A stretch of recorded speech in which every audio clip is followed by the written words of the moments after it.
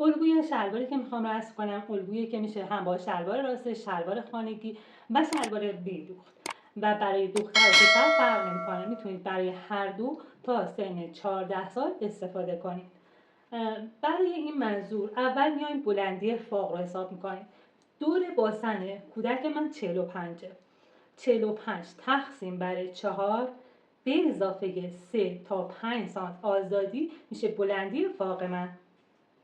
برای من فرض مثال من حدود 4 سانت گرفتم، میشه 15. پس این 15 میشه بلندی فاق. حالا دور باسن من 45، دور باسن بچه من 45. اگر بخواد براش شلوار کشی بدوزیم باید به این 45 سانت به دور باسن کلیمون هیچی اضافه نکنیم برای شلوار جذب پارچه کشی با پارچه کشی. اما اگر بخوایم با پارچه کشی برای شلوار خانگی بدوزیم باید به این دور باسن 5 تا 6 سانت اضافه کنیم. حالا اگر بخوایم پارچه‌مون کشی نباشه، این برای پارچه‌های کشی بود، پس برای شلوار جذب پارچه کشی شما هیچی میتونید برای کادرتون هیچی به دور باسن اضافه نکنید. اما اگر خواستیم که شلوار خانگی راحت باشه 5 تا 6 سانت بهش اضافه میکنیم. اگر خواستیم برای بچه‌ای بدوزیم که پوشک میگیره باز هم بهش آزادی بدید. حتما آزادی رو برای بچه پوشکی بدید. حالا میخوایم شلوار راستا بدوزیم. برای شلوار راستا به دور باسن باید به اندازه 8 تا 10 سانت آزادی بدیم نسبت به کشش پارچه‌ای که داره. یک کوچولو شلوارهای راستا هم کش دارن ولی خیلی کمه، برای همین باید به اندازه 8 تا 10 سانت به کل دور باسنمون آزادی بدیم. اما اگر بخوایم با پارچه همین معمولی شلوارهای راستا رو با پارچه معمول میدوزیم، با همین پارچه معمولی بخوایم لباس خونگی شلوار خونگی بدوزیم به دور باسن به اضافه 10 تا 12 سانت آزادی میدیم. پس اینو در نظر بگیریم. دور باسن به اضافه 8 تا 10 سانت برای شلوار راستا، دور باسن به اضافه 10 تا 12 سانت برای شلوار خانگی و آزاد با پارچه‌های معمولی و برای پارچه‌های کشی دور باسن صفر، هیچ آزادی نمیگیره برای شلوارهای جذب و برای شلوارهای گشاد و آزاد خانگی پارچه کشی که باشه دور باسن به اضافه 5 تا 6 سانت آزادی میگیره. این دوتا برای پارچه کشی و این برای پارچه های معمولی.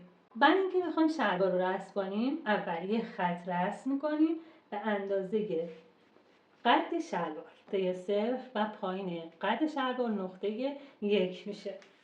حالا نقطه 0 به اندازه، حالا شما هر کدوم از اینها رو که خواستین بدوزین دور باسن به اضافه آزادی های مد نظر مجموعش که یک عدد به دست میاد، فرض من آزادی دادم به دور باسنم شده 52. با این آزادی هایی که دادم تقسیم بر 4ش میکنم، این دور باسن من آزادی گرفته بعد تقسیم بر 4 شده میشه 13. حالا من از این نقطه 0 13 سانت رو میرم به صورت گونیایی به سمت چپ و 13 سانت هم میام به سمت راست. از نقطه 0 2 و 3 از نقطه 0 به اندازه بلندی فاق رو من به دور باسن آزادی ندادم و تقسیم بر 4 کردم. دقت کنید دور باسن تقسیم بر 4 به اضافه 3 تا 5 سانت هر چی که بود میام نقطه 0 پایین و این میشه نقطه 4. به همین اندازه خط 02 و 03 میام بیرون و این خطوط رو رسم کنم.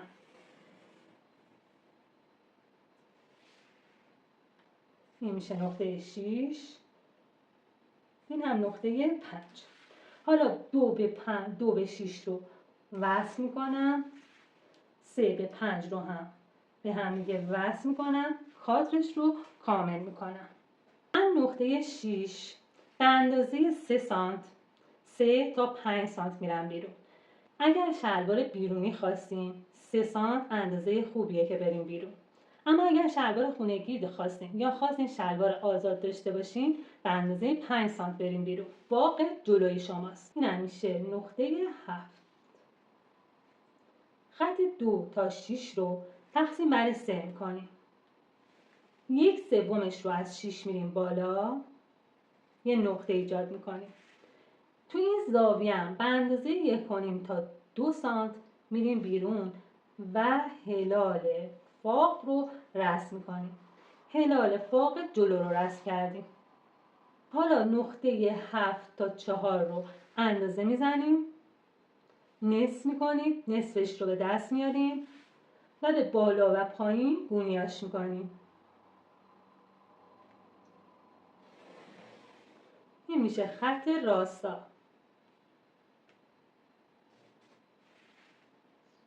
حالا تو نقطه 1 خط همینجوری عمود میکنید و رسم میکنید. این نقطه 8، 9 و 10. از 10 به اندازه 1/4 دور موج میریم داخل و از 10 به اندازه میشه 11. از 10 به اندازه 1/4 دور موج میریم بیرون. نقطه 11 رو به 4 وصل میکنیم. این هم میشه 12. 7 رو به 12 وصل میکنید. فاق رو وصل کردم به مچ پا. برای فاق پشت هم ببین این تا اینجا باسنه. برای فاق پشت هم باید یک مقداری خارج بشیم. هرچی فاق جلو رو خارج شده بودین از نقطه 6 به اضافه 1.5 تا 3 سانت میکنیم و از نقطه 5 برای فاق پشت خارج میشیم. حالا اندازه این باید 4 تا 7 سانت باشه برای بچه ها، بیشتر نباید باشه. من این الان 3، این یکی رو میگیرم 6 سانت. 5.5 تا 6 سانت میتونید این رو در نظر بگیرید. نقطه 3 تا 5 رو تقسیم بر 2 میکنیم، وسطش رو به دست میاریم. این 13 و این نقطه هم 14. از نقطه 5 به اندازه 2.5 تا 3 سانت خارج میشیم و بعد هلال فاق پشت رو رسم میکنیم. به این صورت. هر اندازه‌ای که 4 تا 8 رو رفته بودیم داخل، از 4 میایم بیرون و روی این خط رسم نقطه ایجاد میکنیم. این میشه نقطه 15. حالا نقطه 15 رو هم گونیایی به بالا و پایین رسم کنید. این میشه 16 تا این بالا و گونیایی میریم پایین، میشه 17. خط مچ پا رو امتداد میدیم. باز هم از نقطه 17 که خط اتوه به اندازه 1/4 دور موج خارج، 1/4 دور موج طرف مقابل علامت میزنیم. این میشه 18، این هم 19. نقطه 18 رو به 4 وصل میکنم به این صورت. حالا نقطه 13 رو به 19 وصل میکنم. خط 13 19 و خط 7 12 باید اندازه هم باشه.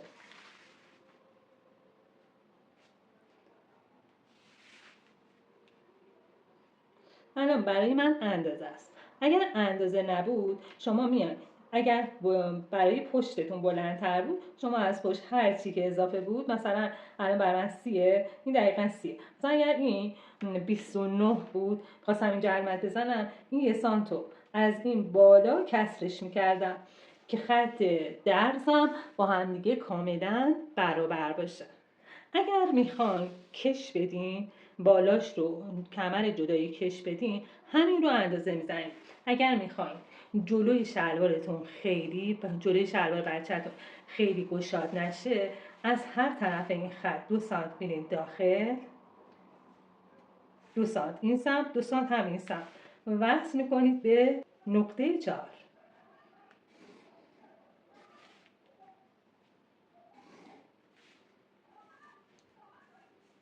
خب این قسمت پشت و این قسمت جلوه. تو قسمت پشت به اندازه 2.5 تا 3.5 سانت میتونید برید بالا و بعد این نقطه رو وصل کنید به این نقطه‌ای که 2 سانت اومدین داخل اگر که اومده باشین، یا این نقطه صفرتون. به این صورت فاق پشت بلندتر میشه. اگر میخواین کش بدین فقط 1 سانت اینو بریم بالا، پشتتون فقط 1 سانت بلندتر باشه. اما اگر کش نمیدین همین مقدار کافیه. بعد اگر میخواین کمر بدین به شلوار، یعنی کش سرخود داشته باشه که مقدار کش رو بهش اضافه میکنید. اما اگر میخواین کمر بدین به اندازه 2 سانت اینو کوتاه میکنید.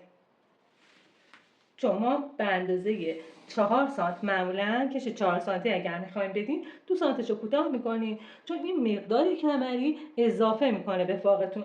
اگر بچه‌تون خیلی بچه است فاق بلند داشته باشه اشکالی نداره، چون این شلوار آزاد براش میشه و لزومی نداره که ازش کم کنین. اما برای شلوارهایی که راسته میخواین بدوزین و کمر میخواین بدین حتما این 2 سانت رو کم کنید.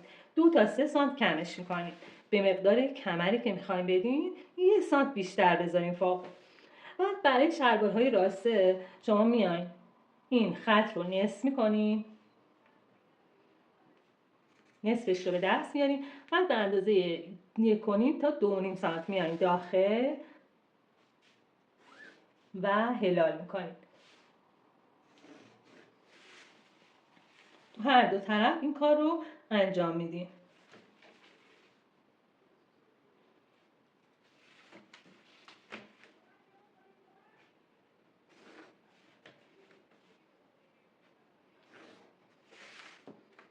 باز هم اینها رو حتما چک کنید دو طرف پشت و جلو درز وسط پاتون یکی باشه.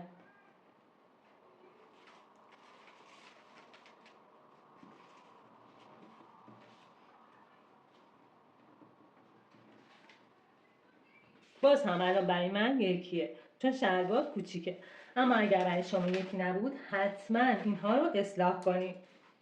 من قسمت ها رو جدا میکنم تا شما ببینید.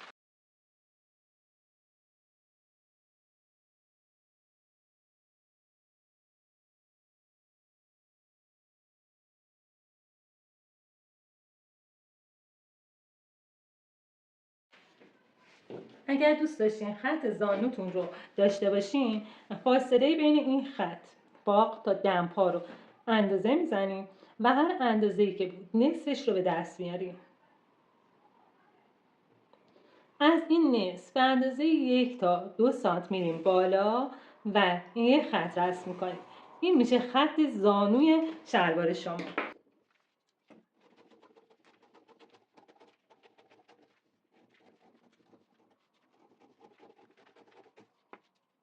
به این صورت این قسمت پشت، این قسمت جلو و حتما این گوشه هاتون هلال باشه. این تیزی ها رو بگیرین.